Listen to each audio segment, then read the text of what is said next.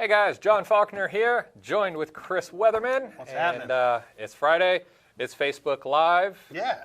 Ready, YouTube Live. YouTube Live. Facebook and YouTube. Yeah. So, new software we have. You know, it's running on multiple platforms, and I think spare no expense here. I think next week it'll be on Instagram also. So keep growing. Cool. So, all right. It's Facebook Live, YouTube Live time. Ask your questions below. We'll get them on the teleprompter. We'll answer them. Well, they're already asking. We're not even here yet. We're already asking questions. All right. First Friday of the month. I'm just going to make up new rules. First Friday of the month is open questions. So any question you want to ask with regards to survival or prepping. Is this the first Friday of the month?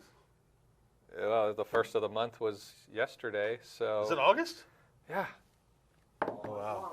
There you go. See? So, but guys, I hope you've had a fantastic week. And like I said, if you've got questions, leave them below. So, first question you might want to ask is, what is all this stuff? Well, this is a Red Bull can because it's Friday. Chris is drinking.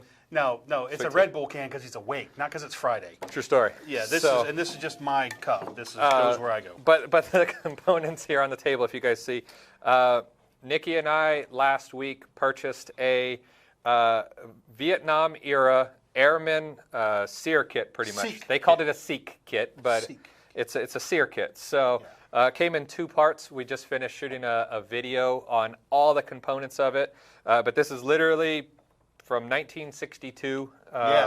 And it was super cool to see kind of what's in these. So that's what's. And you'll have a video coming soon where you guys get to see this. All the components. I hate unboxing videos with a passion.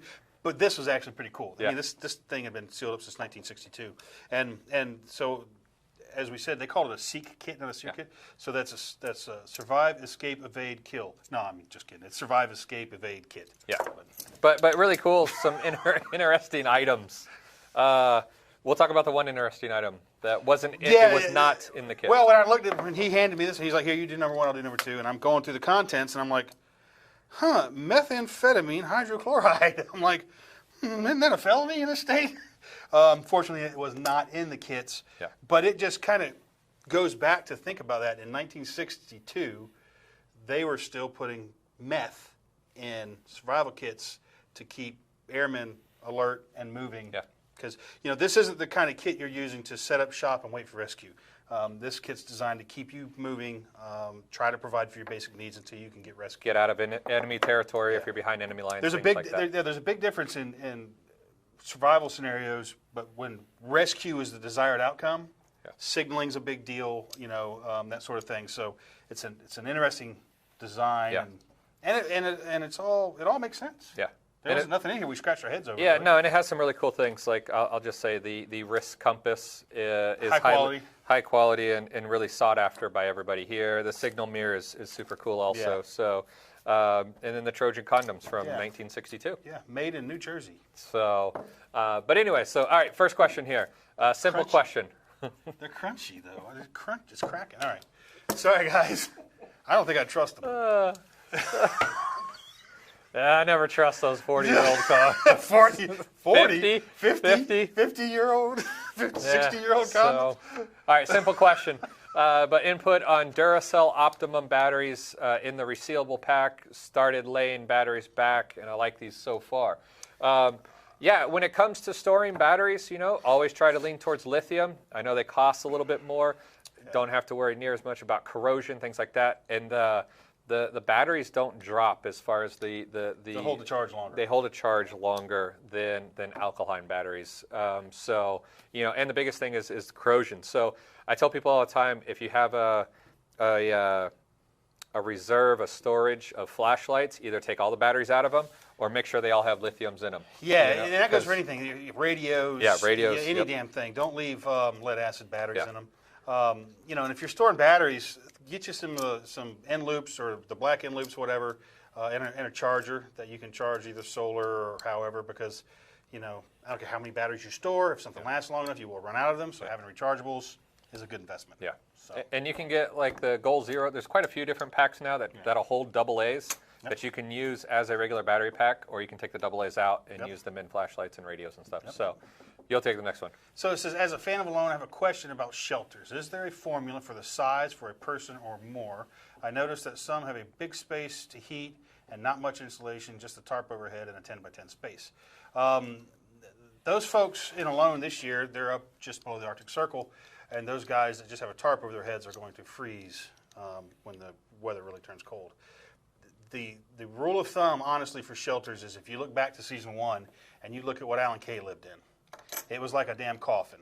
It was very small because you got to remember, you have to heat this space. If that's your intention, is to heat this space, you have to heat this space. Your body's going to generate some heat, so as much of that as you can save is less heat you have to produce.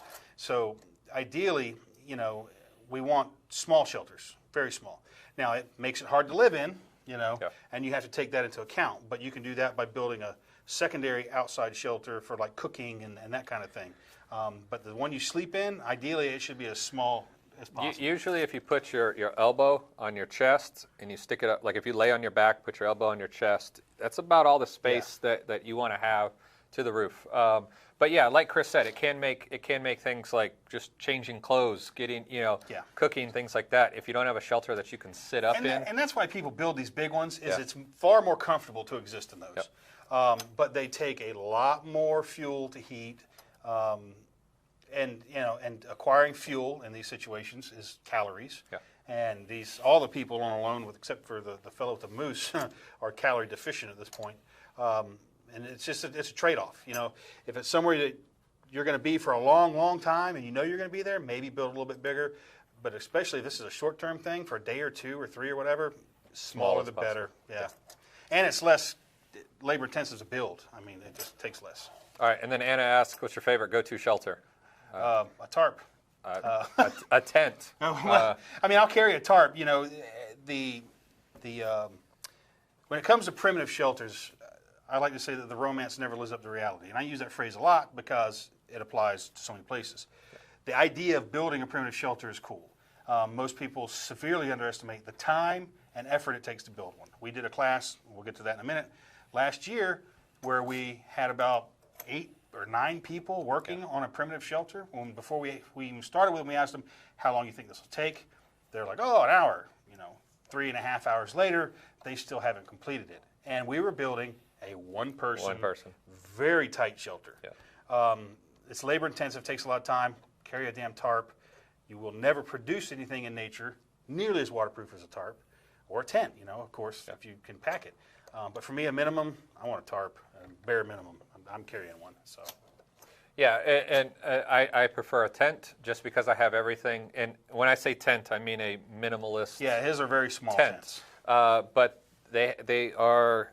I have everything I need to put up a tent. I don't have to find trees, structures, anything like that, poles. I don't have to make anything. I can pop it up. So if weather comes up very, very quickly, I can have my tent set up. I've timed myself. I'm like 1 minute and 30 seconds done, and I'm out of the rain or out of the cold or out of the weather. So I prefer a tent because, and listen, if we're talking I think this is one of the most overlooked things in survival. If we're talking a bug out situation or a get home situation, when you become sleep deprived. Oh yeah. Sleep is something that is so overlooked. You know, I'm going to wrap up in my cocoon with, you know, my emergency space blanket. That's going to rip as soon as your shoe touches it, but we'll pass that along. You know, I'm going to wrap up. You can do that for like a night. But if you're 3 or 4 nights, by that 2nd, 3rd day, 4th day, your body is just going to be drained because it recovers while you are sleeping. And, you know, sleep is definitely needed. So that's why I choose to have a tent. Yeah, Ranger School and the selection course for Green Berets and whatnot, they use sleep deprivation for a reason, because it's real, and you will act and function differently when you're sleep deprived. You'll make mistakes. You'll do a lot of silly things. So sleep is very, very important. Yeah. He said, are we going to have a class like last year? Okay, David, we got one more follow-up question here. All right, brands for tents or tarps. I'll answer tents. So I use a Z-Pax, you know, as a minimalist through hiker. It's a Dyneema or Cuban fiber tent. It's noisy as shit, I'll tell you that. Yeah, it's noisy, but it's 1 pound and for it's shiny. For a two-man big tent, Yeah. you know, under 1 pound, and pretty much 100% waterproof. Yeah. It is a great little shelter, I'll give you that. So that's what I like. But I mean, you can find, you know, tents. I mean, Big Agnes makes a bunch of great tents. Yep. Kelty makes fantastic tents also. You know, check places, you know, outdoor places like REI and stuff. Listen, when it comes to tents also, buy one usually that's a year old, okay? Tent technology did not change overnight. It improved like minuscule. Same with rain jackets, shoes. If you buy last year's model, you'll save 25, 30, if not more percent. Yeah. And it's like a 1% difference to the next year model. So it's just like buying a car. Just buy one that's 1 year that's still sitting on the shelf. Tents or tarps. Tarps, check out a couple places. One would be True Spec. True Spec. 5-star gear. 5-star gear. Look up 5-star gear online. Alan Kay designed a tarp for those guys. That is very, very nice. I carry one on my ruck. It's a little bit heavy. If you want something lighter, call up Tim Glantz at Old Grouch Surplus in Clyde, North Carolina. He makes a really, really nice sill nylon, very lightweight tarp that's 10 by 10. I like a 10 by 10 tarp because it gives me options for pitching it. I don't like rectangle tarps. I like square tarps if I can get them, because then you have options for pitching. It's a lot more versatile in my opinion. Okay. And there's other tarps out there, but those are the two companies that I go to: 5-Star Gear and then my buddy Tim Glantz at Old Grouch. And he's not nearly as grumpy as the name implies. He'll take care of you. But those are the options that I like. So. And then David asks here, are you guys going to have a class like you did last year? Maybe. We're working on it. We have some other things that we have in the works also, so there might be some combined stuff. Maybe. So, yeah, that's the answer to your question. He lives 5 miles from a nuclear plant and 40 miles from a second one. You know, realize that meltdowns aren't likely by themselves, but in an SHTF situation, it could trigger one. We have an evacuation route planned and meeting places planned if we're separated. Besides potassium iodine tablets, what other considerations should we take to protect ourselves from a nuclear plant? I said that as fast as I could because it was a huge question. It's a huge question. One of the things I'd recommend if you live that close to a nuke plant is there's an outfit in Texas. You can look them up online. They sell dosimeters. So you can get these little dosimeters that you can wear that will give you exposure rates. Potassium iodine is a big thing. You should have lots of it on hand. And remember, it's all about what is the current exposure rate. That will determine your survivability. If you have not watched the Chernobyl miniseries on Netflix, I would recommend you go watch that. I learned a lot by watching that thing. Yeah. Namely, the TV show. The drama about the the drama there's one. Two here. Yeah, there's the one talking about the sarcophagus, yeah, and then there's the one that talks about the actual event, and they do it as a drama. So his is the event. It was an HBO special, HBO channel, I think. I don't know. It's on Netflix. It's on. Yeah. And then there was another one called the Chernobyl tomb or sarcophagus. The tomb or sarcophagus thing or whatever. Yeah. But the drama one, I learned quite a bit from that. It was really interesting, and what I found particularly interesting was some of the people that were in very close proximity to that, how long it took them to actually become severely ill. Yeah, and he's talking, they brought in military people to pretty much quarantine the area. Yeah. And they had really no clue what they were. They were totally exposed. You know, when the reactor in Chernobyl blew up, and it literally blew up, so the containment vessel was gone, everything was gone. Yep. And there was pieces of the carbon, the rods, that the rods would fall into when you want to control the nuclear reaction. They fall inside of a carbon tube, and these are huge. Those carbon tubes were laying all the way up on the top of the existing plant, and they were the most radioactive thing there, obviously, because they had been in direct contact with the fuel rods. They couldn't get anything on the roof to get that stuff off, and they used men. And each man, I think, had 90 seconds on the roof. So they would come into the contaminated zone. They're already being irradiated. Yep. They would wear this leather thing, stuff that to me just made no sense, and a gas mask, of course. And they would have 90 seconds from the moment they went through that door to shovel as much of that stuff off the roof as they could. And some of those pieces weighed like 40 kilos. They're huge. They're heavy pieces. But they did this with people. And a lot of people got radiation sickness and whatnot. But I'm bringing that up because the exposures are probably longer than you imagine. But decontamination is a big deal, and limiting the time of exposure because it's cumulative. You're absorbing that stuff, it's staying inside of you, and they give a good description of how radiation actually affects the body. It's basically like being shot full of tiny little bullet holes, and it literally destroys organs. So, and the further you are away from it, the more they start to spread. Yes. So the less likelihood. So it's kind of like a laser beam if you're real close, but if you or a shotgun. Shotgun's a better. Yeah, like bird shot on a shotgun. It's going to keep spreading. But I would get some dosimeters, and I would also, gas masks, NBC style filters, Tyvek suits might not be bad. In my personal preps, I have Tyvek suits, rubber gloves, rubber overboots, duct tape, gas masks, duct tape, to fully encapsulate somebody, and then you also got to be able to wash them off. You do have to be able to decon before you take all that garbage off, otherwise you're just spreading the radioactivity around. So, an unlikely event, but it could happen. It's happened in Fukushima, it's happened in Chernobyl, 3 Mile Island. These things do occur. So, let's see here. All right, this is your question, so I'll let you ask. Yeah, how many characters in the books are based on real life people? Will there be a Biltong video? We'll have to make it. We'll do a Biltong. Yeah. I'll bring stuff one day. We'll make Chris Biltong. and I eat a lot of Biltong when we ride in his Yes, truck. we do. How many characters are based on real people? 1, 2, 3, 4, 5, 6, 7, 8. Like 8 of them. Like 8 of the characters are real people. The others are amalgamations of different people that I've known over the years that I've interacted with, worked with, or been around. So, but a couple of them are spot on. Obviously, Morgan, his wife and kids, kind of based on my family. Danny is a real guy. I've known him for over 30 years. Good friend of mine. Dalton, based on a real person, known him for a very long time. The judge in the books, Mitchell Williams, is a friend of mine that lives in Missouri. There's others too. It's like 8 or 9 of them. So the best fiction is based on fact. Yeah. So I don't know who asked this question. It's for me though. Have you tried a Surefire EDC L2D or L2T?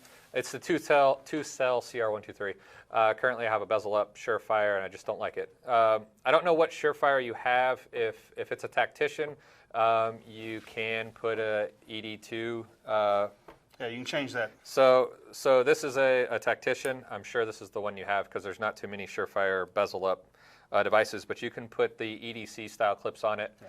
And it will make it bezeled down.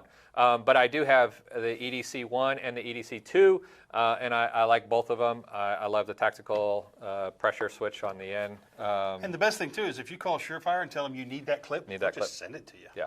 They won't even ask. So. Yeah. Oh, that was Chase. Yeah. So, Chase, if you, just tell me what flashlight you have, but I really like the EDC2 one. So yeah, and they're a fantastic price at Big Daddy Unlimited. Shameless plug. There you go. Shameless plug.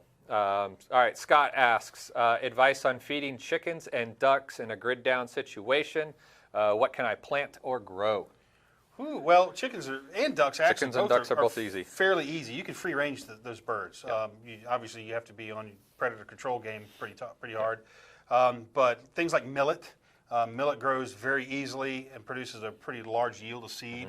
Mm-hmm. I actually spread a bag of bird seed on my on the berms of my gun range, and a few days later we went out there and it was covered in millet. And so now there's millet heads all over the berms of my gun range, as well as sunflowers came up, but they didn't last because the deer ate them. But millet's a good one. Sunflowers are another good one. They'll grow easy. You could really buy a bag of bird seed, spread it in your yard, and that stuff's gonna come up. Mm-hmm. But free ranging the birds is the best thing. They're gonna get a lot more protein that way, and they're gonna take care of themselves. But having something to supplement them with, like if you say you grew millet, cut a few of those heads off and throw them in a coop at night, and they'll pick those seeds in the morning before you let them out or whatever. Yeah. Just give them something else to work on. Yeah, and I mean, I will say for people that have chickens that I've seen, if you can get them on a feeding schedule so that you can control when you get them back into the coops. They're going to do that on their own anyway. Yeah, but it could be. But if you can do that, let them free range during the day, and then get them all back in at night, and you'll be. Ours, like right now, I think I only have about 5 or 6 chickens at the moment, and we keep them in a run because my damn dogs will kill them, and they kill everything that gets in the yard. But we let them out in the morning. They have a very large coop for the number of birds we have. But we let them out in the morning. They go do their thing inside the run, which is full of bugs and stuff because it was an old pig pen. And then in the evening we go out there and they're already on the roost in the coop, and we just shut the door on them. So. All right. Chris, a few weeks ago you mentioned the value of Twitter for immediate breaking news. Can you provide a list of key Twitter accounts that are important to follow from your experience? I would just name a couple. Yeah, Intel Crab is one. Here, let me just look and I'll tell you, because I guarantee you I got alerts. So, but Intel Crab's one of the guys I really enjoy. He does a really good job. Recently, some of those guys were banned by Twitter, and it took quite a campaign by a number of us complaining and stuff to get them back up. Intellipus, Intellipus, is another great guy to watch. Stephen Watkins is a great guy to watch. Those are, if you start following those guys, you'll start seeing the other people I follow anyway. You can always follow me on Twitter. I retweet a lot of stuff throughout the day, anything that looks important or is happening around the globe. Things are pretty hot in India and Pakistan right now. Both of them are piling troops on the border. India moved like 35,000 troops to the line of contact yesterday. And their Air Force is flying people in and out left and right now. So things are getting hot there. Those kind of things. Iran, North Korea, when North Korea launched their missiles the other day, I caught that before mainstream media was even talking about it through Twitter. It is very fast. You just have to be careful until there's confirmation. Seeing it from one source isn't good enough. You need to see it from more than one. But if you follow me on Twitter, watch my retweets and just start following those people, you can make your own little, intel, ELINT we call it, electronic intelligence. So. Nickel metal hydride, Brad asks, nickel metal hydride batteries versus lithium ion, your opinion and favorite brands. Try to stick towards lithium ion batteries for as much as you can. They're lighter, and they're going to, like I said before, they're going to hold a much better charge for a much longer time. They have more cycle life, I believe, too. Yeah, so as far as brands, I mean, Energizer, Duracell, pretty much any of them. Yeah, and I'm assuming he's not talking about rechargeables. Yeah, rechargeables. And Loop or someone like that, Yeah. Just go to those. But yeah, Energizer or Duracell, either one are great. And it also depends on, I'll throw a caveat in there. It depends on where you're going to put these. Are we talking like in your home? Then I would just say regular AA batteries. What I have morphed into, and I'm going to be doing a get home bag system video here very shortly. But as far as like get home bags or bug out bags, I have actually switched to the Phoenix AA batteries because they have a micro USB port on the top of them. So it really integrates into my recharge system that I have with a solar panel and a external battery pack so you can plug them in. Olight makes a CR123 battery that has the same exact thing. So I can charge my GPS unit, I can charge cell phones, I can all with one cable and charge batteries that can go into flashlights and radios and things like that. So take the next one. Says Chris, the Canadian camper, thoughts on LA police gear packs? I'm on the fence. They're okay. They're okay. If price is a concern, and budgets are always a concern for everybody, they're not bad. I would personally look to Maxpedition first over LA police gear. I'm not even a fan of 511 packs, to be honest with you. And I know that sounds a little, like gear snobbish, but you got to think about what you're doing with this stuff. I am extremely hard on my equipment. Not even just from use, but just from carrying around. Like the pack that's in my truck right now, it's a $700 Mystery Ranch bag that is beat to shit. Yeah. Because it goes everywhere I go. I'm dragging it in and out all the time. I'm using it. It's in the woods. It's getting wet. And it takes a beating. So you really need to evaluate what you're looking to spend on. And he's worse than I am. The stuff he buys is even more expensive than what I buy in a lot of cases. It's all bought for a specific purpose. So that's one of the things that. Listen, you can buy if you have to buy 5 bags and you only have $100, then you got a $20 bag that you can afford. Buy those 5 bags, get them into use with the plan of upgrading them as you go. And I'll get to that last question there, or that question that you guys are deleting. I'll get to it in just a second. But it's one of those things where you have to plan for what you want to do with it. Yeah. So and that's where it is. LA Police gear, they can make okay stuff. It's okay. I believe it's mostly overseas made. It's all absolutely overseas made. And one can keep this thought in your mind when you're looking at this stuff. If you're putting together a get-home bag, bug-out bag, survival bag of any variety, you are basically saying at some point in the future, I believe my life may depend on this right here. Yeah. Just keep that in your mind when you're looking at all of your gear, everything, and think about that. All right, and then Bonnie asks here, kind of going along. Yeah. Tell me a good backpack. Sorry. For a prepper to have as a go bag. Sorry, it was moving around. Good backpacks to have. Maxpedition makes fantastic bags. Vertex. Vertex is good. If you're looking, another good one, and this is a surplus bag, the current issue 3-day Army 3-day assault pack with the frame is a fantastic bag. Yep. You can get those things in ACU right now real cheap. Some people don't like that. You can take spray paint to it, make it whatever damn color you want. But if this is just a kind of a go bag thing, it's a fantastic pack. Yeah. It really is. And if you're looking for where you can find one, bags. if you're looking for that bag, I'm saying, hit up Old Grouch surplus. And then bags like Kelty Red Wing series, like the 25, 35. Red Wings, what I took to Vancouver and alone. That's what we went in with. It's a fantastic, and that's an affordable bag. And Alan Kay is currently carrying that pack as his pack. Yeah. When I was at his house last week, that's what was sitting by the living room door when I walked in. Yeah, so that's another phenomenal bag series. Mystery Ranch, Nikki. What's up? What's the bag that I use for our Go Ruck event? The Mystery Ranch, the Scree. Yes, SCREE. Mystery Ranch Scree is a phenomenal bag. It's made in Vietnam, I think. Mystery Ranch has kind of divided their company, half USA made, half overseas. But the overseas stuff has all of the American design in it, just with foreign labor. So if you don't like it, you don't like it. But it's a phenomenal bag. Mystery Ranch is a great company. Yeah, $100-ish range. I had 40 pounds in that pack and did a 50-mile Go Ruck event in it, so I know it'll hold weight, it'll hold gear, it's comfortable. So anything kind of along the lines of what I just said.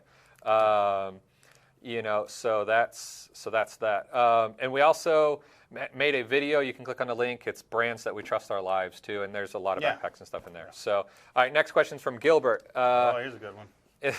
Is the higher effectiveness of a 9mm hollow point worth the higher cost, or should I stock up 9mm FMJs for an SHTF situation? You want me to start? Yeah, you go. Okay. I got my ideas. You know what you say. All right. So as far as if we're just talking planning for an SHTF situation, so we're talking about a stockpile. We're not talking about what we carry in our EDC and our CCW. We are talking about a stockpile. I would say start with full metal jackets. They are a lot more cost efficient than hollow points. Yes. Now, once you get to a point where you think I have a good amount of ammo, then you can start purchasing some hollow points because, yes, the effectiveness is dramatically different. Much better. However, but when you talk about the cost, look at it correct. this way. 1,000 rounds of HydroShock, we're just going to use that because I know the pricing, will cost the same as 3,000 rounds of ball ammo. Yeah. Or actually, probably more than that. Probably You might more be able than to get 5,000 rounds for that. Yeah. So just think about that cost. 50 rounds of 9mm, say like Winchester or something, you're going to run about 10 to 11 bucks, where 20 rounds of HydroShocks, Hornady Critical Defense, things like that, are going to probably be $20, $24. So, I always tell people all the time, get your stockpile, get your needs met, and then you can upgrade your needs to wants. We have a list of wants, but the needs always have to outweigh the wants until the needs are met, and then you can start implementing wants. So it might be one of those things. Listen, get your carry pistol and the 1, 2, 3 mags that you have on your belt, get them loaded with hollow points. And then when you start talking about stockpile, go FMJs until the point that you think you should start stockpiling. Yeah, once you hit whatever. There's my thoughts. Yours? I'm basically the same way. I was going to say pile up as much ball ammo as you can because it's going to be better to have a lot of a lesser effective ammo than a little bit of a highly effective ammo. Because not all your bullets are going to hit what you're shooting at. So do what John said. Build up what you think is a sufficient number of rounds. And bear in mind, if you're having to use a gun every day in survival, you won't really need all that much ammo because you're not going to live long enough. The odds are simply against you. Avoiding conflict is the number one thing. Not getting into gunfights is rule number one. But stock it up as much as you think you need, and then start buying the more expensive stuff, the better performing ammo. All right. WebDeb asks, hi from Canada. I'm buying an RV to move into, or maybe a box truck to renovate. Which do you think would be better? Okay, I'd have to get a little bit more information. Are we wanting to stay like covert, like nobody knows? Because there's a lot of people that, not Chris Farley living in a van down by the river, but there's a lot of people that will take cargo vans. Yeah, cargo trucks, box vans, and move and turn them in. Put a small bed in it and things like that, and live in it and travel around. But they do it as a covert thing. There's, when they pull up, there's nothing visible on it. So if you're wanting to be covert, then it would definitely, try renovating a box truck. The biggest thing is a box truck isn't really made to be lived in. So by the time you start building it out, if you're going to talk like, hey, I'm going to put a bathroom or anything like that, any type of water in it, you're going to have a drainage system or a holding tank. That's why I would say go with an RV first. Yeah. Unless you're one of those, MacGyverish type guys. Converting a box van into an RV, that is a job. Yeah. It's not going to be easy. It's not going to be cheap. It's going to be hot. You're going to have to insulate it. You're going to have to insulate it. You're going to have to air condition it. You're going to have to run power systems into it. I mean, you can find an RV for, done, ready. Let's just go with this thing now. And I've done both. I've got campers. I've got RVs. I've done the pop-up thing. I mean, I almost bought a school bus one time that was partially renovated. We were going to finish it, and we didn't at the last minute. But so I know why they're asking. But I would personally start with an RV. Yeah. So, and then you also asked, why can't Canadians enter the giveaways? I don't know, Nikki, why can't Canadians enter the giveaway? It's something to do with registration. Something to do with registration, shipping with regards to the items that are in it. That's what I'm getting told by Nikki. It's so fault. There we go. I don't know. I just get told. All right, you can take the next one from Sebastian here. Okay, question. I know we shouldn't, but any recommendation for pocket pry bar that I could use in an elevator in case of getting stuck? Pocket pry bar is not going to open an elevator door. No, it's not going to open an elevator. If you want to be prepared to open an elevator, should you need to, simply go on Amazon and order yourself a set of elevator keys. And I don't mean the little key that goes in the panel over here. An elevator key is a long rod of steel, about that long. It'll probably have a rubber cap on one end, and on one end it's simply a little flat piece of metal that's pinned in there so it will swing. So the rod goes in, and the piece of metal will be, it's mitered on one end so that you can turn it over, and the flat piece will stick straight out. And you stick it through the hole of the door. When you look at the top of the elevator's doors, there's always a little hole. So you set this thing so the flat piece of metal is sticking straight out. When you stick it through that hole and turn it, it'll drop 90 degrees. And to open elevator's doors, there's just a paddle there. And you turn that thing, it'll push that paddle out of the way, and then the doors will simply pull open. You can buy them on Amazon. They're not that expensive. You can buy a kit, I think, that has 4 or 5 different kinds in it. So that whether it's Otis or whoever, the different elevator companies. That's what I would do. Now, you're going to have a pack to carry that in because you're never going to know exactly what elevator you're in. But you're not going to pry open an elevator with a Nikki, did you find a link? pocket pry bar. Nikki put a link in. There we go. That's how great Nikki is. I have elevator keys. Allie's also great, so don't yell at me, Allie. Yeah, I mean, I have some elevator keys I used to carry all the time in one of my bags, but I try to avoid multi-story buildings now, so I took them out. But I acquired them over years of being an electrician and working on service and stuff, and they do come in handy though. I dropped my keys in a hotel one time, stepping into the elevator, and where'd they go? Into the pit. Straight down. Right between the door and the elevator. So I go to the front desk, I'm like, can you guys get an elevator key? Oh, we don't have that. Okay. So I go out to my car, I get my elevator key, send the elevator up, open the door, hop down. and they're like, what are you doing? I'm like, I'm getting my keys. I told you I'm getting my keys. And they're panicking, But so they do come in handy. All right. Let's see. You guys are jerks. If you guys could see our teleprompter. Oh, I wish I could read that one to y'all. All right. How can you? Dale asks, how can you purify water that has chemicals in it? They're giving me a hard time. Gas, oil, etc. Okay. I know there's a couple filters out there. Nikki, what's the filter that Matt Tate had at our class? The red one? Sawyer. Yeah, it's a E3? Sawyer. It's a Sawyer S3. Sawyer S3. But that, Micro squeeze on top of it. yes. It's got a mechanical filter. No, but it's got a sponge in it that'll soak it it's up. got the membrane inside it. The reviews on it are not that well. No, but it's supposed to. It's I believe supposed it's to remove supposed to chemicals. remove They chemicals. have a 1, a 2, and a 3. Yeah, they have Yeah. a 1, 2, and a 3. Yeah. I've Yeah. looked at them for the book we're working on with me and Alan. What I would say, John, is, or whoever asked Yeah. that, I would say distill it. that would be the best way to do it. Yep. You know, evaporative collection in some fashion, because you know, dealing with petroleum and stuff like that. That's, I mean, you know, honestly, most people don't believe this. You can drink water with a little bit of petroleum in it. It's not going to kill you. Yeah. You It's don't the same wanna- with you can siphon some gas and yeah, get a little in your well, okay. kerosene used to Yep. be a treatment for worms and stuff inside the body. And soldiers in the Navy, and especially in World War II, Marines, I think it was on Peleliu, were put ashore, and their entire water ration was contaminated with fuel because someone had put fuel in the water tank. So you can drink the stuff very short term. I'm not promoting it as something to do, but really the only way to treat that water is to distill it. Yeah. So. But yeah, if you're looking for something, I would, you know, you can venture. You can check out into that the S3 the filter. Sawyer It's S3. like over $100. Yeah. 60 bucks? Okay. It's a weird filter. It looks like It a looks- water bottle. No, it looks like an old milk jug. Yeah, it's An old square. glass milk jug, Yeah. but it's rubber. And it's got a spongy membrane kind of thing in it. So you filter it up and you just mechanically work it like this in and out of the membrane. Some of the reviews and people that I've talked to have used it complain that the membrane comes apart. It comes out in the water.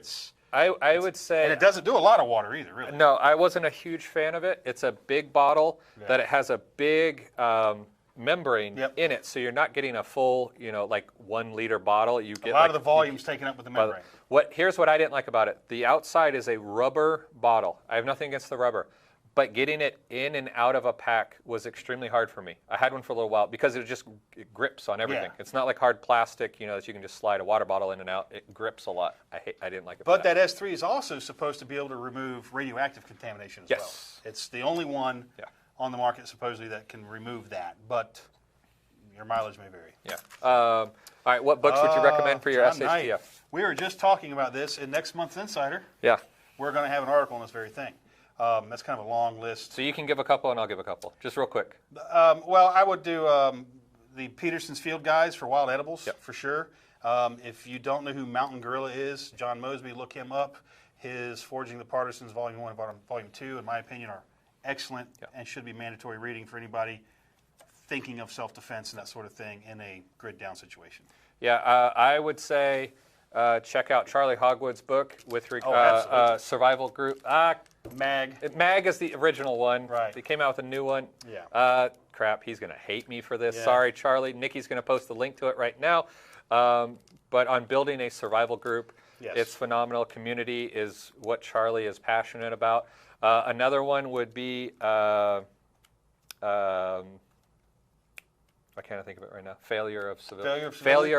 That's a hard one to find. It's a hard one to find, but it's a fantastic read. Yeah. But another one I'll throw out there, which is more than one book, is the entire Foxfire series. Yes. Now, there's some stuff in some of those books as far as like dancing and stuff like that may not apply, but there is so much knowledge in those books. Need not apply. Yeah. And then the last one is Survival Dispatch Insider. Print out all the issues and make it part of your resource library. Yeah. We have over 24 issues now.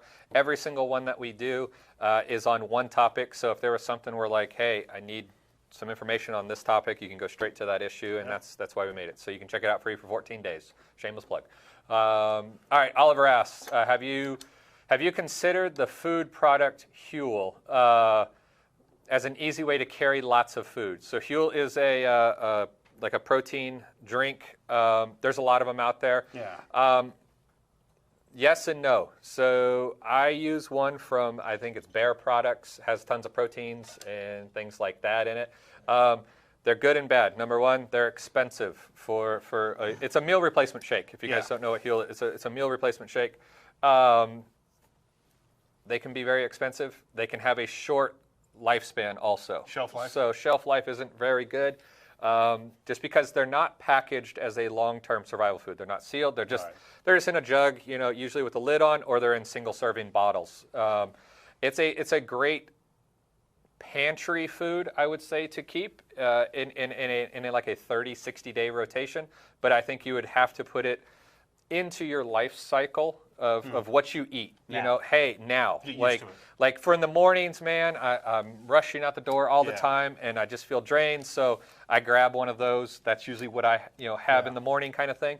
So if that's the case, I'd maybe buy a month or two supply. If you're just like, hey, I'm going to buy this and put it on the shelf, the shelf sustainability, I think, outweighs what you could put money into other things. Yeah, and two, you know, if you're planning on if you're looking at that as I'm going to do this instead of having to worry about buying a bunch of different kind of crap, and this is be what I can live off of, menu fatigue would become a real issue real quick. And I know you're thinking it's better than eating nothing, but it will also have pretty profound psychological effects to where you get to dread the thought of having to eat this again. And it's real and it does happen. You got the next one. It says, what about hemp seeds? Non-psychoactive for preps were legal, of course. Well, if you're talking grid down, what's it matter? Just get it. It's a, if you know how to process it, more power to you. If you know what you can do with this stuff, obviously hemp is, been a source of rope and cordage and stuff like that, and clothing for millennia, and it's great. But you could also, if you're talking grid down, just grow marijuana and have that for its abilities as well. And I know a lot of people poo-poo that, and it's illegal. It's illegal because we as a society have decided it's illegal, but it does have valuable medicinal properties, and that's a fact. I don't care what the FDA says. They're even having to admit it now, talking about kids recently. So, yeah, I mean, anything that you can put seeds away to grow, you should be putting seeds away to grow. Yeah. So. All right, David asks, anyone know who makes a titanium silcock four-way wrench? So a four-way wrench, if you don't know, is used on water spigots. Commercial buildings, government buildings. I've never seen a titanium one. I've never seen one. Okay, here's the problem, and this is why David's asking if there's a titanium one. They're a small wrench, yay size, four-way. Four-way like this. Yeah, four-way, and they have 4 different hex.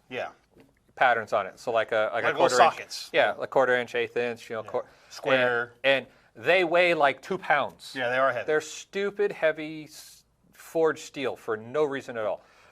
David, what I have found works usually is just go buy a fantastic pair of flat nose needle nose pliers. It fits in almost every single water spigot, and you can turn it. I've used it on probably 10 or 15 different water spigots. I don't have a favorite pair of needle nose pliers, just find a pair. But here's what you're gonna have to do. Without breaking any laws, rules, or anything like that, go find some water spigots and really evaluate them, and then find pliers. It could be channel locks. For the most part, the actual faucet part has a shroud that goes over it. That's why these things stick down in it, and then you can turn it. But needle nose pliers, if you can find thin pairs, they go right down in there. You just crack them open, and then you can use needle nose pliers for other reasons. And that's the other downfall of a four-way. They're used for nothing else. I mean, a crappy Chinese throwing star maybe. That's about it. So, yeah. Do you guys ever set up a meet and greet in Florida, or maybe a backcountry hike? I hike quite often, depending on the area. But yeah, we could definitely do a meet and greet. We'll set one up, yeah. We'll schedule something. We can work on that, Nick. Figure one out where we'll do it. So, you can shoot an email, support@Survival Dispatch, and tell them John told me to do it, and I'll get it. So, all right, Swiss Army knife or Leatherman? Leatherman. More function. Way more function. Leatherman. I like the Swiss Army Cadet. I carry a big one. Trying to compensate. Some are just bigger than others. See, that's I give those to my kids. Yeah, you give them mine. When I leave them in your truck. You left it. You left it. No, I lost it. Unclaimed forever. I carry a Leatherman. Chris carries a Leatherman, and I love like a Swiss Army Cadet. It's one of my favorite things. I love having pliers. I love having scissors. I love having scissors. That's a big thing for me. Scissors are huge. The Leatherman Squirt is what I carry in my change pocket. I always get corrected on that one. I don't know. But the knife is good enough. The scissors are what I use most of the time. It's got a flathead Phillips head on it. I just think that Leatherman's able to pack more tools into the same size. That's it. Nothing against Swiss Army. No, I like Swiss Army stuff too, but if I have to choose, it's Leatherman. Hands down, Leatherman. Yeah. Holy cow, we have like over 20 questions in the queue. Okay. We're going to fly through these. All right. Any thoughts on the Secret Service adopting the Glock 19? It's about time. Smart move. It's about time. So says the guy that hates Glock 19s. I hate Glock 19s, but they're getting away from a lot of 45 gap crap and SIGs. They're going to a lighter gun that's the same size, holds the same amount of ammo. I think it's a fantastic move, and I don't even like Glocks. So I think it's a fantastic move, and we'll go on from there. So next. Wow, this one's from David. It says, how do you break down all the emergency plan scenarios? So many variables, cars working, where are the kids that day, spouse working that day. Do you plan for everything or just be generic? Well, Nikki, did we release that video yet? Which one? The one on our rings of preparation? Maybe? Let me look and see. If we have, if not, it's going to be soon. With regards to preparing emergency plans for scenarios, start personal scenarios that might happen, and then go with regional scenarios that might happen, and then nationwide scenarios, and then global scenarios. Yeah. And we have a whole video that kind of breaks down those 4 rings. But you can't have a scenario plan for what Kim Jong-un might do, and not have a plan set in place too, if a tornado goes through your town and your kids are at school and you're at home. That's a whole lot more likely something to happen, than Kim Jong-un if you live in a tornado alley. right. Yeah, you're more likely to suffer the personal, Yeah. emergencies or disasters than you are the global, regional, or anything like that. But this kind of planning, it takes effort. It takes effort does. to come up with a plan. Okay, if the kids are at school, here's what we do. If you're at work, here's where we meet. This is what we're going to do, and get that drilled into everybody and actually practice it and stick to it. It does take effort, and it can seem overwhelming. But watch the video. We talk about it. And if you have questions, post them in the Facebook page, and we'll help you guys address them. This next one's. Go for it. This one's great. I like this one because I have a friend that lives where you live, Betty. So she said, building a new house on 120 acres in the Wyoming prairie, planning on 2,000-gallon propane tanks and keeping a few cords of wood, but have no access to wood without traveling a long distance. Any other ideas for long-term fuel sources? Fuel sources. Being out there, if you're in eastern Wyoming, which I'm guessing you are, the trees have given up and they've moved. Yeah, they left. Because, it's harsh out there. Yeah. I would say kerosene. Kerosene heaters are cheap. Yep. Kerosene stores forever. I mean, years and years and years and years and years and years. And if you've got 120 acres, you could probably put up a building where you could throw a couple 55-gallon drums of kerosene in it, and it would heat you for a little while. But you just have to understand that because of where you live, long-term off-grid living is going to be very, very difficult to sustain. Just the facts, your winters are harsh. I've lived out there twice. I've lived in Wright, Wyoming. I've lived in Casper. I know what it's like. I've been through it, and it's probably why I don't live there now. I love the state. I love it. there's no damn trees. And you can do things to help. I mean, small spaces. Yeah, small spaces. You're going to Don't heat a house. You're going to heat the room. You're going to heat a room. It needs to be insulated very well. Yeah. And things like that can go a long way. If you're trying to heat a house off of heaters and things like that, it's going to burn a crap ton of fuel. Where you minimize that space as much as possible. Heat the person, not the space. Exactly. All right, take the one at the top here. What convention do I need to go to acquire a Purifier Firestarter? You talking about Purifier Tactical? You talking about one of these right here? Well, I guess give it to them. Guess we can go hit ahead. Hit them with it. We can do this now. Hit them with it. We're going to pick 2 winners from this video to give 2 of these away to. Bobby Lynn is a fantastic friend of ours. He is. If you look in all of our bags, you will find one of these units sitting right here. Yeah. This is the folding model. Is this black, so I can call it the tactical folding model? Yeah, the tactical. But this is the folding model. I think Bobby has the best magnesium sourced. It On the burns. planet. It burns beyond hot and throws an awesome flame.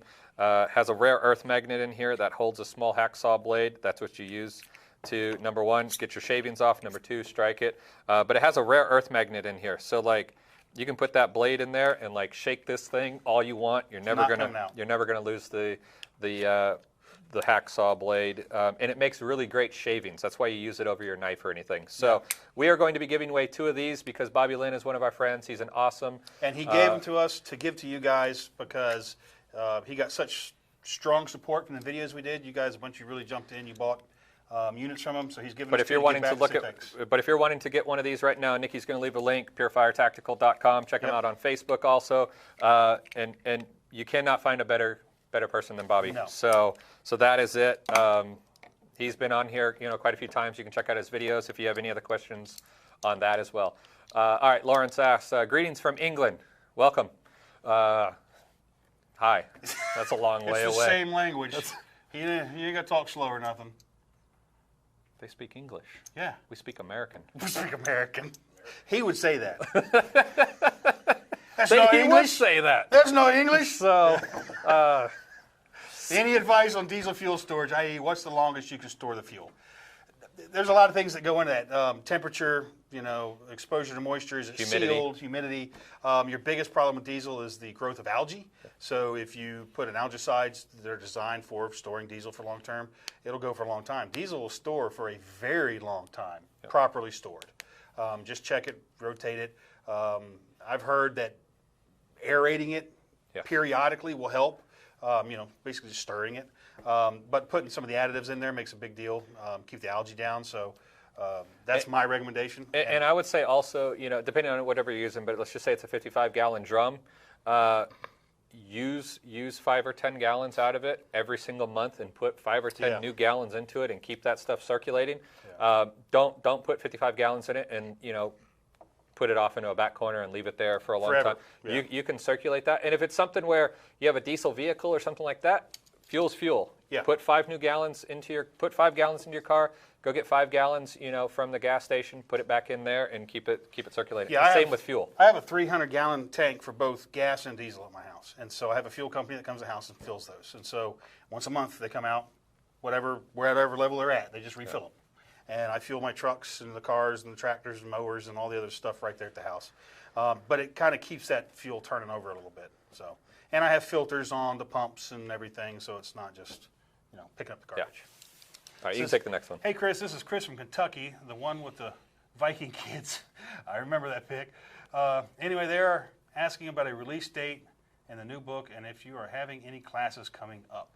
Well, the release date for the new book isn't set yet because I haven't finished writing the book. I'm trying, guys. You bunch of heathens. Calm down. Leave your old man alone for a while. He needs a break. But it's coming. As far as classes, the only class that we really have set at the moment, date-wise, is December 31st to the 1st in Camden, Tennessee. At Tactical Response with James Yeager. We'll be doing a survival class up there. Now, that's not an alumni class, is it? I don't know. Might need to check with James to make sure this isn't an alumni class. But it's a great time to hang out, fellowship, and learn a lot. Yeah, and we need to plan some additional ones. So we will get that done. All right, so Andy asks, setting up a backyard shooting range, maximum distance of 50 yards. I'll be shooting 9mm 22 and .223. I'm wanting to use steel targets. Would you recommend steel, paper, or something else? So I would recommend both. Yeah. As far as steel targets go, if you use something like shootsteel.com, fantastic people over there. Make sure you get quality steel. It's not all the same, trust me. Make sure you have rifle-rated steel if you want to shoot .223 on it. And don't be shooting a green tip at them either. Yeah. Unless you just want to tear them up. .223 at 50 yards, it's going to dink it up pretty good. 9mm 22, you could shoot that steel forever. But the biggest thing is you want to make sure that they have like a spring mechanism on the back. Okay, you don't want a hard, rigid steel that's going to sit there and take hits directly. That's where you get a lot of splash. Shoot steels have like a spring mechanism on the back, and so when you hit them, the steel bends and it shoots all the debris down. Well, if you do have to hard mount them, just mount them. On an angle. It's like at least a 20 degree, so that when it hits, it's splashing down. And even that can get you, because I have some hard mounted on my range, and I got hit with a piece of frag at about 20 yards, which I shouldn't have been shooting at my steel then anyway, but I was moving and shooting and it hit me. So just, do be careful. Yeah, angles are correct, but I like having steel and paper. Yeah, paper for sure too. Paper keeps you honest. We like hearing the ding of steel, but then you realize at 15 yards you're shooting something that's 2 foot by 3 feet. It's not that great of groups, actually. You just hear the ding and you're like, oh, hey, nailed it. Minute of man's good enough at 15 yards. That's all that matters. But it's one of those things that paper, will definitely make you a more accurate shooter. So you want to take the next one? Well, we want to give a shout out to Wazoo Survival for dropping in on us today. I haven't seen you guys since where the hell were we? Utah, I think. And we got some products that we're going to be testing out of theirs, and you'll see your videos coming out in the next couple of weeks on those as well. All right. Baby Big Bear, what's the best company for seed vaults? I'm personally not a fan of seed vaults. because they're Heirloom seed. generic vault, for lack of a better term. The stuff that's in there may not actually grow where you live. The best thing to do is contact your local extension office, find out what the best performing crops in your area are, then go buy heirloom seeds of those varieties and store them properly. Yeah. If you want to get a little carried away, you can create your own seed vault. Go get you a 5-gallon bucket with a gamma lid and a small bottle of nitrogen that you can get from a gas supply place. Put your seeds in it, purge the oxygen with nitrogen, put your gamma lid on, put it away, seed vault. Yeah. And it's going to cost you a fraction of the Store it in a cool area. Yeah, put it in a cool, dry place, and it's and you can test when the oxygen's gone by lighting a match, putting it in the bucket, turn the nitrogen on. When the match goes out, there's no more oxygen. Put your lid on. I would also say, with regards to seed vaults, do not buy seeds until you've grown. Well, that's what I'm saying. Areas. Call your extension office and try the varieties first.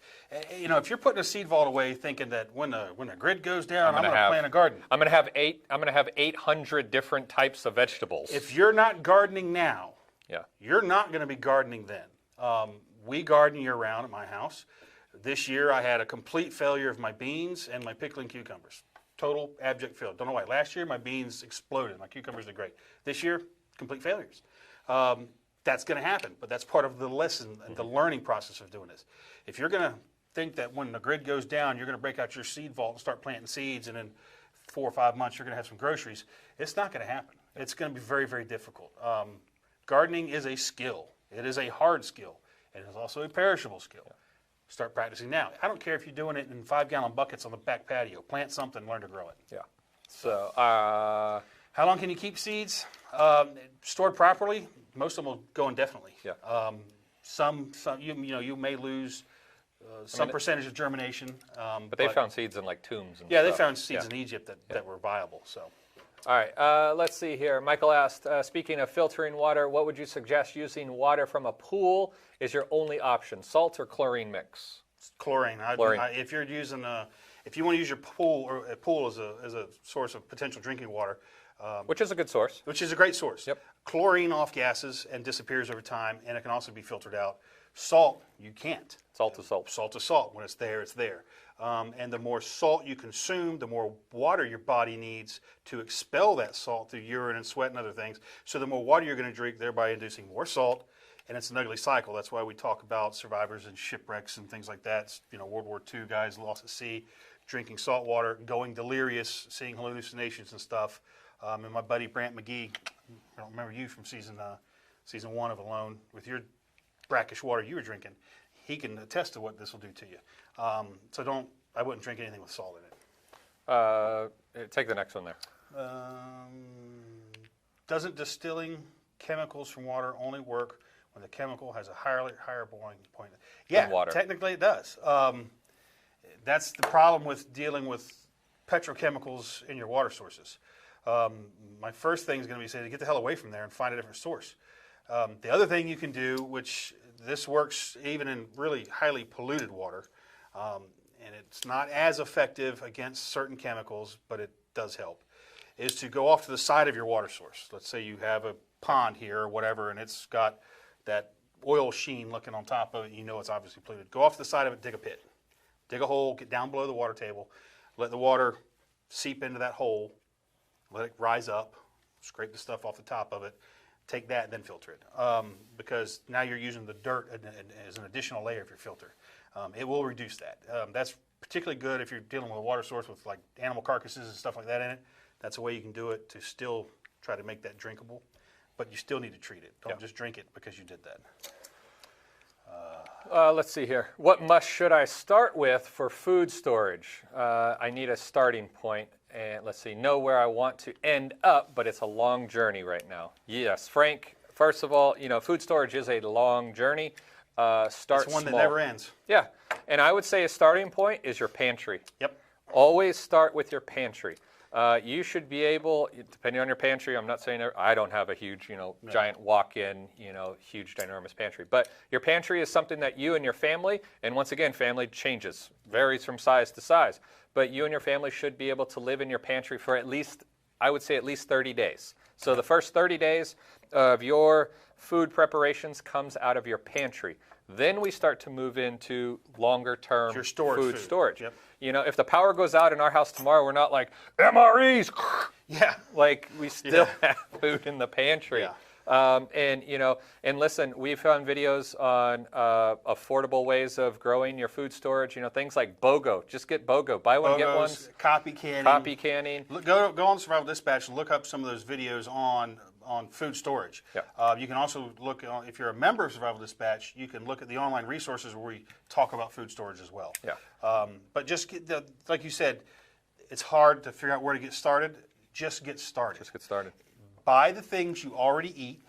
So if you're making dinner tonight and that's going to be spaghetti, let's just say, instead of buying the 1 box of pasta and a jar of sauce, buy 2 or 3 boxes of pasta and 2 or 3 jars of sauce, put them on the shelf. Now you've started.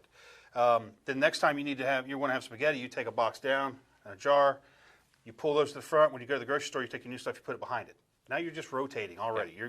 You've just begun the process of sorting. You're never going to lose any money as long as you're cycling through it. Same with cereal. Yep. Pop-Tarts, whatever stuff you or your family consumes. Pop-Tarts. I love me some Pop-Tarts. So well. Oh, they're so good. I mean, They're so good. You get a Pop-Tart that's a year and a half old. Wow. No, you got to cycle through those fast. You just don't eat enough Pop-Tarts. No, I don't. Box Man, of are they Pop-Tarts doesn't rough. last a week in my house. I don't have a 4-year-old. All right. Get home bag items for a truck driver in southern Nevada, 250 miles from home. Big Al, first of all, dude, truck drivers are awesome. Yeah. That's a big shopping list, Big Al. You're going to have food. You're going to have shelter. You're going to have. What you need is a 5-gallon jerry can of water, and get you one of those Alice frame packs with the shelf. Strap that to it and start walking. There's not a lot of water. There's not a lot of water. That's going to be a big problem. Water's going to be your biggest issue. And me and Alan were joking about this the other day, and we talked about that as being, if you're like in a desert situation, here's your survival kit. It's a 5-gallon jerry can on that frame. Go forth and God bless. If you were to calculate 25 miles a day, you're looking at a 10-day hike. Average human needs about a gallon. If you're moving, you're going to need about 2 gallons of water a day. You're looking at 20 gallons of water that you would have to carry, with the average weight of a gallon of water being 8 pounds. It's 160 pounds of water. You're obviously not going to carry all that, so you better have some plans. So the biggest thing I would say for water at that point is if you can find places to make cash as friends along the way, stopping points. Even if you're just traveling out, make sure you know that, hey, this gas station, even if it's abandoned, it has a water spigot in the back of it, and make that map. If you're driving a known route, and it sounds kind of like you might be, rent some storage units, small ones, and a halfway point or something. At a halfway point and stock them up, or even a couple of them. But you need to cover the basics: shelter, fire, food, water, security, medical. Some comfortable shoes, some really good boots. And remember your clothing obviously is your first layer of protection, first layer of shelter. But I would have a good quality sleeping bag, seasonal dependent. Obviously in the summer you don't need as heavy a one, but in the winter you're damn sure going to want a good one. And something quality for shelter. A shelter like what you were talking about, your tent earlier, that can be erected without the use of trees or anything scavenged from the environment, something freestanding. So that's a start. But I would look at your water situation first, as soon as you said Utah. Yeah, Nevada. I'm sorry, Nevada. Take the next one. What are your 3 top choices for a truck gun for a SHTF situation? There's always an AR in my truck. That's my truck gun. Yeah, it's hard to beat a 5.56. So, William, I shoot more 300 blackout than probably anybody else. I love supersonic 300 blackout. But if we're talking a truck gun, it's usually a 5.56. Just due to the fact that if I needed to get more ammo along the way, there'd be more likelihood of me stumbling across 223 or 5.56 than I would some 300 blackout. So, it all depends on where you are, what you do. What the laws are and where you live. but if you're Big Al in Nevada, we have huge tracts of land. I'd say a 16-inch with like a 1:8 or maybe even more magnification, just so you can keep things at a distance. I don't know. If I was in Nevada, if I was in open country, you might have something even bigger. Yeah, you might even have something bigger. If you're in an urban environment, it might be something smaller, like a 10.5-inch AR with just a red dot and a light on it. But a truck gun should have a sling, an optic, and a light on it. It has to have those 3 things. But ARs are fantastic. I mean, you can go the AK route. Nothing wrong with that. Nope. At all. I always tell people, I'm huge into firearms and stuff, but you know, a PCC, like a 9mm carbine, it's the same size as like an AR, and it's a 9mm. Just leave it for what it is, but keep a rifle cartridge rifle. So that's what I would say on that. So you want to take the next one? Yeah, it says, how much shelf life would you expect to lose on food preps if not stored in temperature-controlled environments? There's a lot of variables there. You know, what is the temperature extremes, and what are you storing? Are we talking canned food? Are we talking dry goods? Everything will lose vitamin content, mineral content, taste, texture, and all that sort of stuff if exposed to enough heat long enough. But dry goods are going to last longer. Canned goods will go quicker as far as, like I said, the vitamin content, the taste, the texture. But there was a test done on some canned food that had been found, and I read this a few years ago, that was 80 years old. So this was being packed back when they were still soldering lids on. The food was 80 years old when it was tested. Every can of it they tested was 100% edible. It had lost consistency as far as its texture and whatever it was. Some of it they couldn't recognize what it was, but it was 100% edible. It was low in vitamin, mineral content, but it was all edible. Yeah. So, you know, store your food as best you can. Yeah, and you'll take things like green beans. Green beans will become yellow beans. Yeah. You know, so things like that you'll start to determine. Or brown beans. But yeah, so let's see. Are you guys going to any classes with American Survival Co.? I'm in Central Arkansas and would love to meet you guys. TJ, Matt is a dear friend of ours. Yes, he is. Tater is close to my heart. I love Matt. I'm working on trying to get some dates out there with Survival Dispatch and Big Daddy Unlimited. I flew like 13,000 miles last month, so I am on a plane constantly, traveling constantly. Chris and I are in Georgia and South Carolina next month. You know, end of the year is always difficult, but if we are scheduled anything with Matt and the guys out there, we'll definitely make sure that you guys know here. Yeah, we would love to do something with Matt because he is good people. You know, we've done stuff with him in the past. We've had him on here, and we love the dude. If you're looking for training, you couldn't find a better dude to take it from. So you can take the next one. Any ideas on tips on setting up an SOP with ham radios with myself, my wife, or even a family during the beginning of a grid down SHTF? Again, there's a lot of variables here. You know, are you already ham operators? Do you know how to use your equipment? Does your wife know how to use your equipment? Nick Meacher and I are working on something. If I can just get a damn printer to work with me, we'll have some plastic cards that will be printed with the information. Basically, it's the template to build exactly what you're asking. So you can take alcohol markers, fill these things out. Everybody will have a set, and you'll know frequencies, codes, you know, brevity codes, whatever you want to come up with. And then you can just pass those out. Yeah, and you can just hand those out to people. And the cool thing about them being done the way they are is the alcohol marker will not rub off, but should you need to, let's say something's compromised, even an alcohol wipe will take that stuff off immediately. The reason we're doing it the way we are, but I'm having a hard time with every printer that I've dealt with, and it's been several to this point, actually getting the job done. Yeah. So Nick Meacher, I haven't forgot about that, brother. It's still something on the plate. It's just I'm having a hell of a time with it. And we'll have a video dropping here in the next week or so, just so you guys know, on YouTube, developing a comms plan that Nick did. Nick was just here a couple weeks ago, and we shot, I don't know, tons 20 of or so videos. Yeah. All right, next one here. It says, Chris, do you think you would go back on a loan if given the chance? Oh, yeah. When they went to Mongolia, they had asked me if I would do that season, and I said, yeah. But they picked the other kid that left really, really quick. I really wanted to go to Mongolia. I really, really wanted to go there. My dad went there. Yeah? Yeah. So yeah, I'd do it again. They're not going to have me, though, but I'd do it again. This one's awesome right here. All right, a white... Right-wing Mexican in California. I can't talk now. I love you guys. What footwear would you recommend? Light trail running shoes or heavier boots? You're about to have a division and line on this table right now. For me, it is light trail. If you could see his feet right now, you wouldn't even ask that question. Hey, this is why they're giving me a hard time, okay? I am wearing Injinji toe socks right now, and I don't have my shoes on. And he smells like patchouli. Hate you guys. I'm everybody's boss, and I just get made fun of and picked on all You ain't day my boss. long. Sheesh. All right. Right-wing Mexican in California. I love that handle. That's all I That can is get. hilarious. If you post your name, I will make sure you get a Survival Dispatch hat. Yes. Yeah, send a DM. Because that's to friggin' somebody. awesome. Yeah. All right. I'm from Arizona, so I love all of you guys.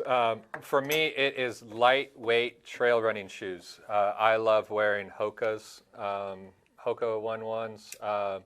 I love wearing like Solomon running shoes. But that's also me coming from a background of lightweight through hiking. I know I can put down miles and they're not going to hurt my feet even if I'm carrying a heavier pack.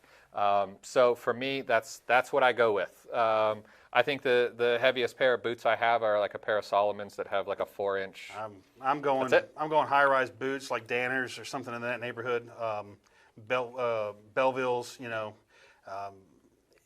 If I'm going to be out on a prolonged deal, because again, we come at this from different places. 100%. I've spent a lot of time in the woods. I've spent a lot of time in boots in the woods. I like Gore-Tex boots. I know you're in Arizona. Water's not such an issue for you. But in Arizona, desert, there's a lot of rock. You have changing elevation. Mechanical injury is a big deal. Yep. You need ankle support. And in my opinion, anybody carrying a pack needs ankle support.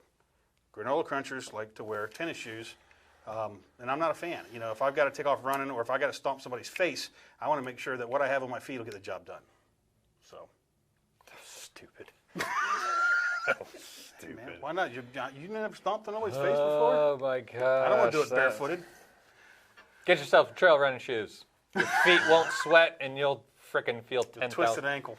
No, you're wrong. Do you recommend carrying an e-tool home? Oh, e-tool with get home bug out bag. If so, military surplus e-tool, cold steel shovel, or some other brand. I like a shovel, and here's an interesting little side note. My buddy Alan Kay spent some time up in the Pacific Northwest. While he was up there, he hung out with some of the homeless, and he sat and spent a long time talking to this one particular guy. And Alan asked him, he goes, if money wasn't an option, he goes, and you could have one thing. If I could give you one thing. To make your life easier out here, what would it be? And immediately the guy said, a folding shovel. And Alan was like, really? He's like, yeah. He goes, I could keep my camp cleaner. I could take care of my waste. He goes, there's a bunch of things I could do with a shovel. He goes, I'd really like to have one. With that said, in my pack right now, I currently have the Glock shovel, and I haven't been able to break it yet. I'm not a fan of the trifold military styles. I've seen too many of those break. Just not a fan. But I also have several of the cold steel spet shovels. Yeah. I have a bunch of those too. I'm a big fan of those things. But yeah, I carry a shovel in my bag right now. Yeah, I don't carry a shovel in my bag. I have a couple of Glocky tools that are nice. I have a SOG one also that's not bad.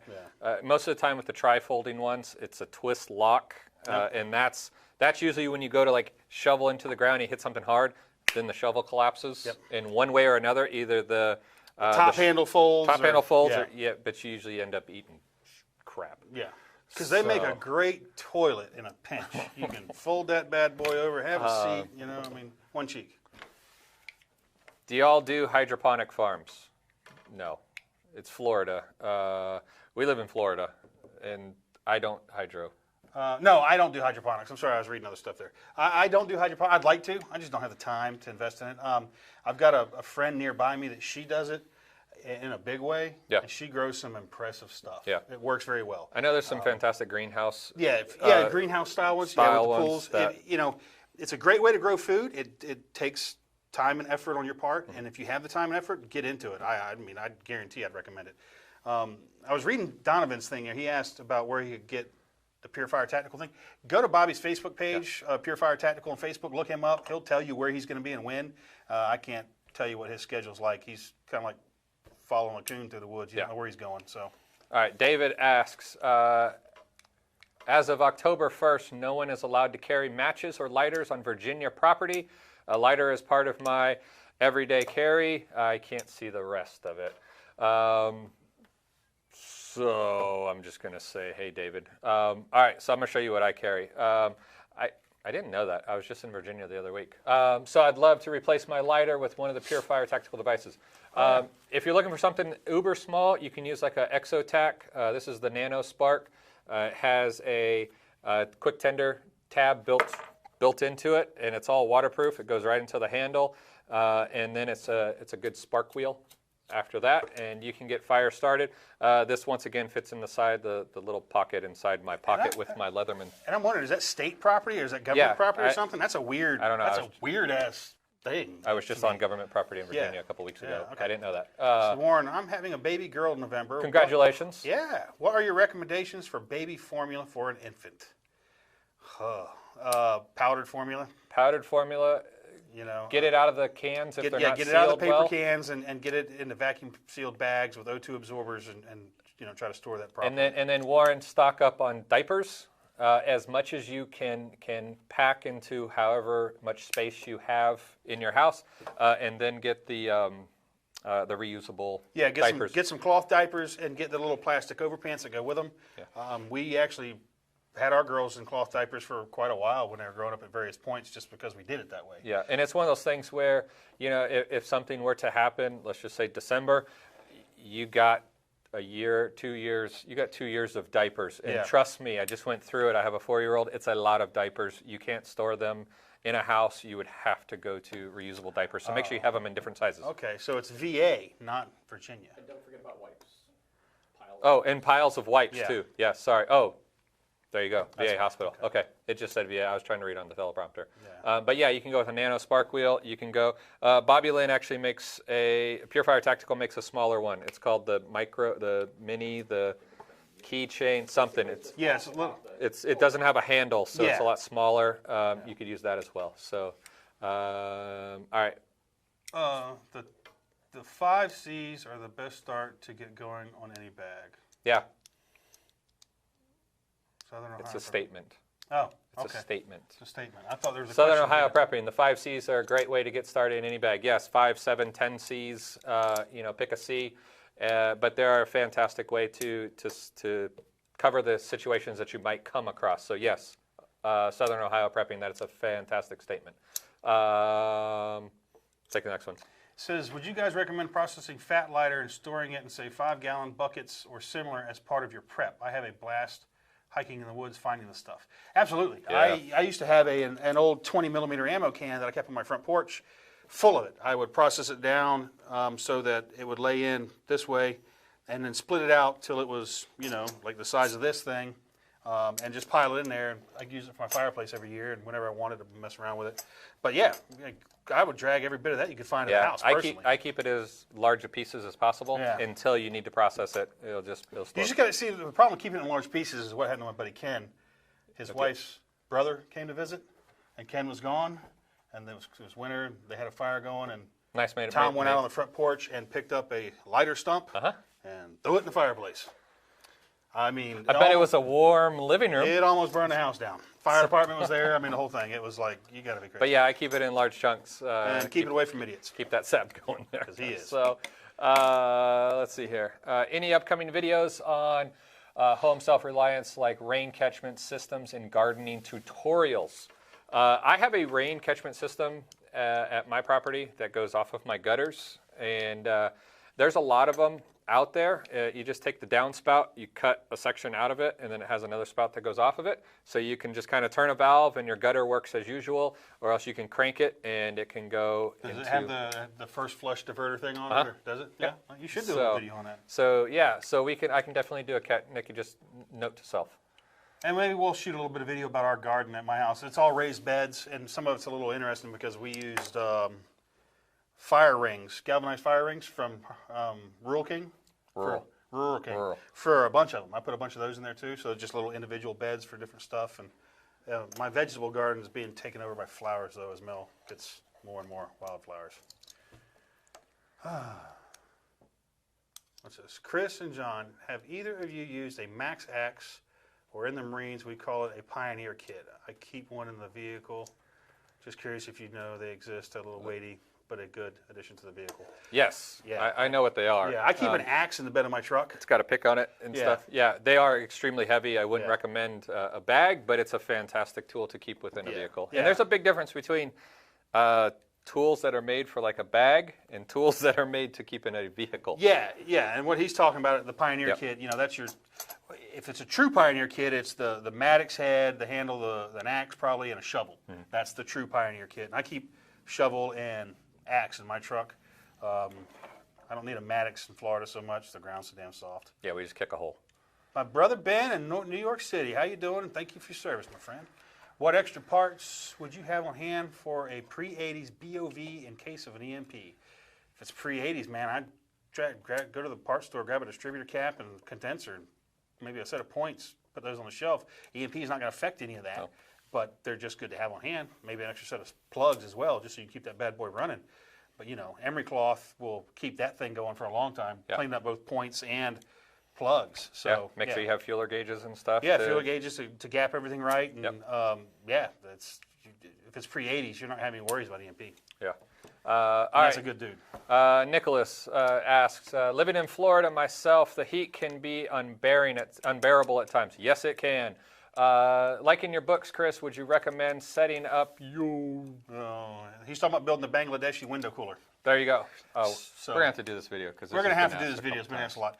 Well, he's just asking, should he pre-build it? Hell, why not? It's going to be hard to find the bottles.